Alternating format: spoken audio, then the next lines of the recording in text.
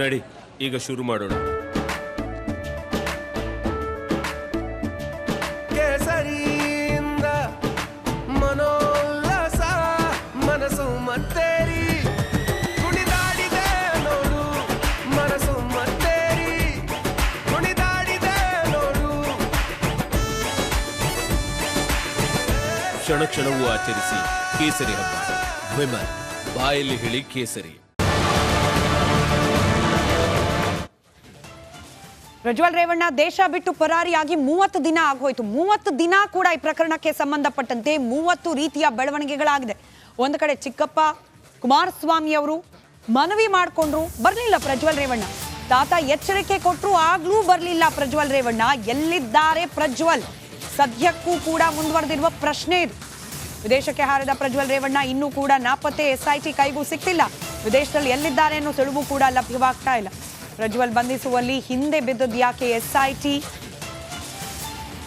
Republic ಕನ್ನಡದಲ್ಲಿದೆ exclusive details.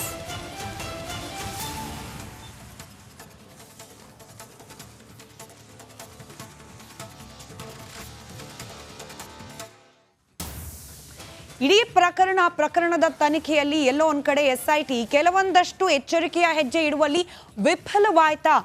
ಈ ವಿಫಲವಾದ ಹೆಜ್ಜೆಗಳೇ ಪ್ರಜ್ವಲ್ ರೇವಣ್ಣಗೆ ಒಂದು ರೀತಿಯಲ್ಲಿ ಶ್ರೀರಕ್ಷೆ ಆಗೋಯ್ತಾ? ಅದಕ್ಕೆ ಸಂಬಂಧಪಟ್ಟ ಒಂದಷ್ಟು ಎಕ್ಸ್ಕ್ಲೂಸಿವ್ ಡೀಟೇಲ್ಸ್ ನೋಡಿ. ಏಪ್ರಿಲ್ 26ನೇ ತಾರೀಕಿನ ಮಧ್ಯಾಹ್ನನೇ ವಿದೇಶಕ್ಕೆ ಹೋಗ್ತಾರೆ ಪ್ರಜ್ವಲ್ ರೇವಣ್ಣ. ವಿದೇಶಕ್ಕೆ ಹಾರಿದ JDS ಸಂಸದ ಪ್ರಜ್ವಲ್ ರೇವಣ್ಣ. ಇನ್ಫ್ಯಾಕ್ಟ್ 21ನೇ ತಾರೀಕಿಗೆ ಗೊತ್ತಿತ್ತು ಇಂಥದ್ದೊಂದು ವಿಡಿಯೋಗಳು ಹರಿದಾಡೋ ಸಾಧ್ಯತೆ ಇದೆ ಅಂತ ಹೇಳಿ. ಆದರೂ ಕೂಡ ಎಚ್ಚೆತ್ಕೊಳ್ಳಿಲ್ವಾ ಪೊಲೀಸ್ ಇಲಾಖೆ? 28ರಂದು ಅಶ್ಲೀಲ ವಿಡಿಯೋಗಳು ಬಿಡುಗಡೆ ಆಗೋಕೆ ಶುರುವಾಯಿತು. ಪ್ರಜ್ವಲ್ ವಿರುದ್ಧ ಮಹಿಳಾ ಆಯೋಗ ಮುಖ್ಯಮಂತ್ರಿಗಳಿಗೆ ದೂರನ್ನ ನೀಡಿತು. ಈ ಪ್ರಜ್ವಲ್ ರೇವಣ್ಣ ಅವರ ವಿರುದ್ಧವಾಗಿ ಇಂಥದ್ದೊಂದು ಆರೋಪ ಕೇಳೋಕೆ ಸಿಗ್ತಾ ಇದೆ, ಅದ್ರ ಬಗ್ಗೆ ಗಮನ ಕೊಡಿ ಅಂತ ಹೇಳಿ ಏಪ್ರಿಲ್ 29ರಂದು ರೇವಣ್ಣ ವಿರುದ್ಧ ಸಂತ್ರಸ್ತೆ ಅಧಿಕೃತವಾಗಿ ದೂರನ್ನ ದಾಖಲು ಮಾಡ್ತಾರೆ ಹೊಳೆ ನರಸೀಪುರ ಠಾಣೆಯಲ್ಲಿ. ಅದು ಫಸ್ಟ್ ಕೇಸ್ ಈ ಪ್ರಕರಣಕ್ಕೆ ಸಂಬಂಧಪಟ್ಟಂತೆ.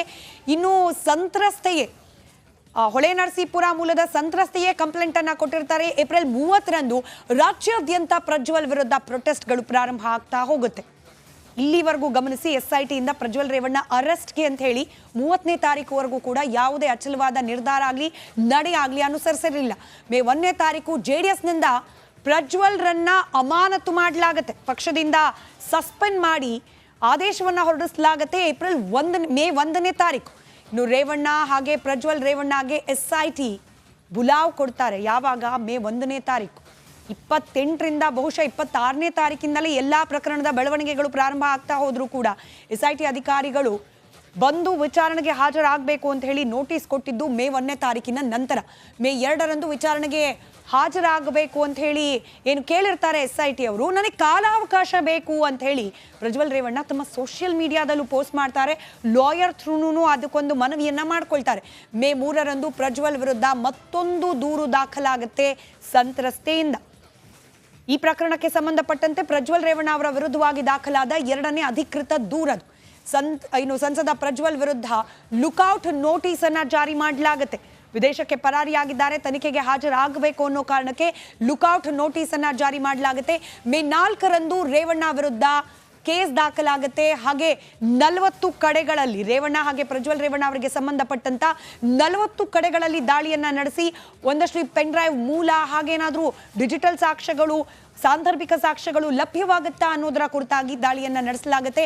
ಭವಾನಿ ರೇವಣ್ಣ ಸಂಬಂಧಿ ಸತೀಶ್ ಬಾಬು ಅರೆಸ್ಟ್ ಆಗುತ್ತೆ. ಇದು ಕಿಡ್ನಾಪ್ ಕೇಸ್ಗೆ ಸಂಬಂಧಪಟ್ಟಂತೆ ಸತೀಶ್ ಬಾಬು ಈ ಪ್ರಕರಣದಲ್ಲೂ ಕೂಡ ಆರೋಪಿ ಅಂತ ಹೇಳಿ ಗುರುತಿಸಿಕೊಂಡಿರುವಾತ. ಇನ್ಫ್ಯಾಕ್ಟ್ ಈತನೇ ಆ ಸಂತ್ರಸ್ತೆಯನ್ನ ಏನು ಕಿಡ್ನಾಪ್ ಮಾಡ್ದ ಅನ್ನೋ ಆರೋಪ ಇರುತ್ತೆ.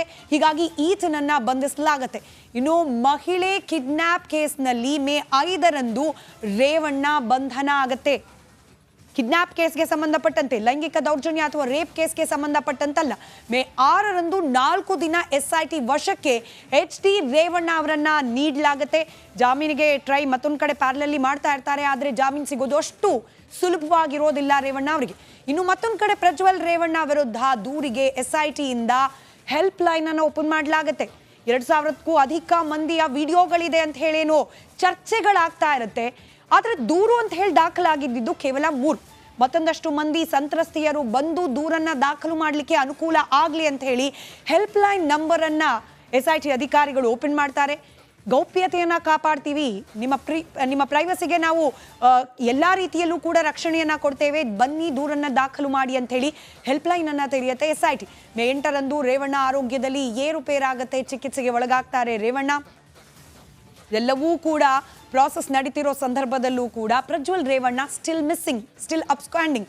ಮೇ 9ರಂದು ಪರಪ್ಪನ ಅಗ್ರಹಾರ ಜೈಲಿನಿಂದ ಅವರನ್ನು ಶಿಫ್ಟ್ ಮಾಡಲಾಗುತ್ತೆ. ಮಹಿಳೆ ಕಿಡ್ನಾಪ್ ಕೇಸ್ ಹಿನ್ನೆಲೆಯಲ್ಲಿ ಮೇ 10ರಂದು ಇನ್ನುಳಿದ 3ರನ್ನ ಬಂಧನಕ್ಕೆ ಒಳಪಡಿಸಲಾಗುತ್ತೆ. ಪೆನ್ಡ್ರೈವ್ ಕೇಸ್ ಮೇ 11ರಂದು ದೇವರಾಜೇಗೌಡರನ್ನ ವಶಕ್ಕೆ ಪಡೆಯಲಾಗುತ್ತೆ. ಇನ್ಫ್ಯಾಕ್ಟ್ ಇದು ಪೆನ್ಡ್ರೈವ್ ಕೇಸ್ಗೆ ಸಂಬಂಧಪಟ್ಟಂತಲ್ಲ, ದೇವರಾಜೇಗೌಡರನ್ನ ಅರೆಸ್ಟ್ ಮಾಡಿರೋದು ಅವರ ವಿರುದ್ಧವಾಗಿಯೂ ಕೂಡ ಕೇಳೋಕೆ ಸಿಕ್ಕಂತಹ ಲೈಂಗಿಕ ದೌರ್ಜನ್ಯ ಪ್ರಕರಣಕ್ಕೆ ಸಂಬಂಧಪಟ್ಟಂತೆ.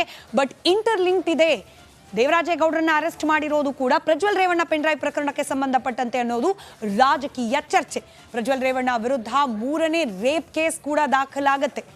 11 ದಿನ ಬಳಿಕ ಮೇ 14ರಂದು HT ರೇವಣ್ಣ ಅವರಿಗೆ ಜಾಮೀನು ಸಿಗುತ್ತೆ. ಜೈಲುವಾಸವನ್ನು ಅನುಭವಿಸಿದ ನಂತರದಲ್ಲಿ ಆಚೆ ಬರ್ತಾರೆ ರೇವಣ್ಣ ಅವರು. ಮೇ 15ರಂದು ಜೈಲಿನಿಂದ ಬಿಡುಗಡೆ ಆಗ್ತಾ ಇದ್ದಂತೆ ಟೆಂಪಲ್ ರನ್ ಅನ್ನ ಪ್ರಾರಂಭ ಮಾಡ್ತಾರೆ. ರಿಪಬ್ಲಿಕ್ ಕನ್ನಡಕ್ಕೂ ಕೂಡ ಅವತ್ತು ಎಕ್ಸ್ಕ್ಲೂಸಿವ್ ಆಗಿ ರಿಯಾಕ್ಟ್ ಮಾಡಿದ್ರು. ಪ್ರಜ್ವಲ್ ಬಗ್ಗೆ ನನಗೆ ಗೊತ್ತಿಲ್ಲ, ಎಲ್ಲಿದ್ದಾನೆ, ಯಾವಾಗ ಬರ್ತಾನೆ ಅನ್ನೋದರ ಮಾಹಿತಿ ಇಲ್ಲ ಅಂತ ಹೇಳಿ. ಇನ್ನು ಪ್ರಜ್ವಲ್ ಅರೆಸ್ಟ್ ಮಾಡುವ ಸಲುವಾಗಿ ಮೇ 17ರಂದು ನೋಟಿಸ್ ಜಾರಿಗೆ ಪ್ಲಾನ್ ಮಾಡುತ್ತೆ SIT ಟೀಮ್. ಇಷ್ಟೆಲ್ಲ ಮಾಡ್ತಾ ಇದ್ರೂ ಕೂಡ ಸದ್ಯಕ್ಕೆ ಇನ್ನು ಎಲ್ಲಿದ್ದಾರೆ ಪ್ರಜ್ವಲ್ ರೇವಣ್ಣ ಅನ್ನೋದ್ರ ಬಗ್ಗೆ ಯಾವುದೇ ರೀತಿಯ ಹೆಚ್ಚಿನ ಮಾಹಿತಿ SITಗೂ ಕೂಡ ಲಭ್ಯವಾದಂತೆ ಕಾಣ್ತಾ ಇಲ್ಲ. ಮತ್ತಷ್ಟು ಡೀಟೇಲ್ಸ್ ನಮ್ಮ ಪ್ರತಿನಿಧಿ ನಾಗರಾಜ್ ನೀಡ್ತಾ ಹೋಗ್ತಾರೆ. ನಾಗರಾಜ್, 30 ದಿನ ನಡೆದ ಡೆವಲಪ್ಮೆಂಟ್ಸ್ ಏನೇನಾಯ್ತು ಅನ್ನೋದರ ಡೆವಲಪ್ಮೆಂಟ್ಸನ್ನ ಡೀಟೇಲ್ಸನ್ನು ನಾವು ಹಂಚ್ಕೊಂಡ್ವಿ. ಆದರೆ ಪ್ರಶ್ನೆ ಇರೋದು, 30 ದಿನ ಆದರೂ ಕೂಡ ಬಂದಿಲ್ಲ ಪ್ರಜ್ವಲ್. ಆತನನ್ನು ಬಂಧಿಸಬೇಕು ಅನ್ನೋ ಪ್ರಯತ್ನಗಳಲ್ಲಿ SIT ಮತ್ತಷ್ಟು ಚುರುಕನ್ನ ನೀಡೋ ಅನಿವಾರ್ಯತೆ ಇದೆಯಾ ಅನ್ನೋದು? ಖಂಡಿತ ಸ್ಮಿತಾ, ಏನು 30 ದಿನ ಆಗಿದೆ ಈ ಒಂದು ಪ್ರಕರಣಕ್ಕೆ ಸಂಬಂಧಿಸಿದಂತೆ ಒಂದು ಪ್ರಕ್ರಿಯೆಗಳು ಆರಂಭ ಆಗಿ. ಆದರೆ ಇದುವರೆಗೂ ಪ್ರಜ್ವಲ್ ರೇವಣ್ಣ ಎಲ್ಲಿದ್ದಾರೆ, ಯಾವಾಗ ದೇಶಕ್ಕೆ ಬರ್ತಾರೆ, ಅವರ ಬಂಧನ ಯಾವಾಗ ಆಗುತ್ತೆ ಅನ್ನೋ ಪ್ರಶ್ನೆಗೆ ಇನ್ನೂ ಸಮರ್ಪಕವಾದ ಉತ್ತರ ಸಿಕ್ಕಿಲ್ಲ. ಇದರಲ್ಲಿ ಪ್ರಮುಖವಾಗಿ ಏನು, ಮೊದಲಿಗೆ ಸ್ಥಳೀಯ ಪೊಲೀಸರಲ್ಲಿ ಒಂದು ಪ್ರಕರಣ ದಾಖಲಾಗುತ್ತೆ, ನಂತರ SITಗೆ ಹೋಗುತ್ತೆ. ಅದು ಸಾಕಾಗದು ಅಂತೇಳಿ ಇಂಟರ್ಪೋಲ್ನಿಂದ ಬ್ಲೂ ಕಾರ್ನರ್ ನೋಟಿಸ್ ಆಗುತ್ತೆ, ಸ್ಥಳೀಯ ಪೊಲೀಸರು ಲುಕೌಟ್ ನೋಟಿಸ್ ಜಾರಿ ಮಾಡ್ತಾರೆ. ಈ ಎಲ್ಲ ಬೆಳವಣಿಗೆಗಳ ನಡುವೆ ಆದರೂ ಸಹ ಪ್ರಜ್ವಲ್ ರೇವಣ್ಣ ಇತ್ತ ಕಡೆ ಬರೋದಿಲ್ಲ. ಜೊತೆಗೆ ಮಾಜಿ ಪ್ರಧಾನಿ HD ದೇವೇಗೌಡ ಅವರು ಅವ್ರಿಗೆ ವಾರ್ನ್ ಮಾಡ್ತಾರೆ. ಖುದ್ದು ಪ್ರಧಾನಿ ನರೇಂದ್ರ ಮೋದಿ ಅವರು ಅವರ ಎಸಗಿದ್ದಾರೆ ಎನ್ನಲಾದ ಘಟನೆಗಳ ಬಗ್ಗೆ ಕಿಡಿಕಾರ್ತಾರೆ. ಜೊತೆಗೆ ಅಮಿತ್ ಶಾ ಕಿಡಿಕಾರ್ತಾರೆ. HD ಕುಮಾರಸ್ವಾಮಿ ಅವರು ಎಲ್ಲಿದ್ರು ಬಂದು ಕಾನೂನು ಪ್ರಕ್ರಿಯೆಗೆ ಒಳಗಾಗು ಅಂತೇಳಿ ರಿಕ್ವೆಸ್ಟ್ ಮಾಡ್ತಾರೆ. ಇಷ್ಟಾದರೂ ಬರಲ್ಲ.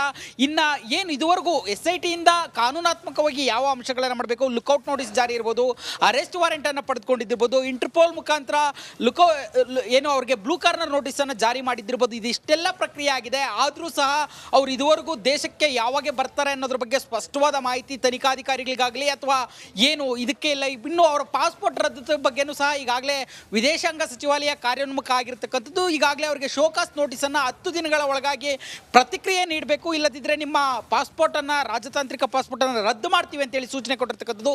ಇಷ್ಟೆಲ್ಲ ಬೆಳವಣಿಗೆಗಳ ಬಳಿಕ ಇನ್ನು SIT ಬಳಿ ಉಳಿದಿರ್ತಕ್ಕಂಥ ಕಡೆ ಅಸ್ತ್ರ ಅಂತಂದರೆ ಅದು ರೆಡ್ ಕಾರ್ನರ್ ನೋಟಿಸನ್ನು ಹೊರಡಿಸಿ ಅವರನ್ನು ಯಾವುದೇ ದೇಶದಲ್ಲಿದ್ದರೂ ಆ ದೇಶದ ಅಲ್ಲಿ ಎಂಲಾಟ್ ಪ್ರಕ್ರಿಯೆಯನ್ನು ಆರಂಭಿಸುವ ಮುಖಾಂತರ ಅವರನ್ನು ಅಲ್ಲೇ ಬಂಧಿಸಿ ದೇಶಕ್ಕೆ ಕರೆತರುವಂಥ ಒಂದು ಕೊನೆ ಪ್ರಯತ್ನ ಉಳಿದಿರ್ತಕ್ಕಂಥದ್ದು. ಆದರೆ ಅವರ ಪಾಸ್ಪೋರ್ಟ್ ರದ್ದಾದ ಬಳಿಕ ಅಷ್ಟರಲ್ಲಿ ಇವರು ಏನು ಚುನಾವಣಾ ಫಲಿತಾಂಶ ಬಂದ ಬಳಿಕ ದೇಶಕ್ಕೆ ಬರ್ತಾರೆ ಅನ್ನೋ ಒಂದು ಕೆಲ ಮಾತುಗಳಿದ್ದಾವೆ. ಅದು ನಿಜವಾಗುತ್ತಾ ಅಥವಾ ಅವರಿಗೆ ರೆಡ್ ಕಾರ್ನರ್ ನೋಟಿಸ್ ಹೊಡಿಸಿ ವಿದೇಶದಲ್ಲೇ ಅವರ ಬಂಧನ ಮಾಡಿ ಕರೆದುಕೊಂಡು ಬರಬೇಕಾ ಅನ್ನೋದು ಕಾಲವೇ ನಿರ್ಣಯಿಸಬೇಕಾಗಿರ್ತಕ್ಕಂಥದ್ದು ಸ್ಮಿತಾ. ರೈಟ್, ಧನ್ಯವಾದ ನಾಗರಾಜ್ ಮಾಹಿತಿ.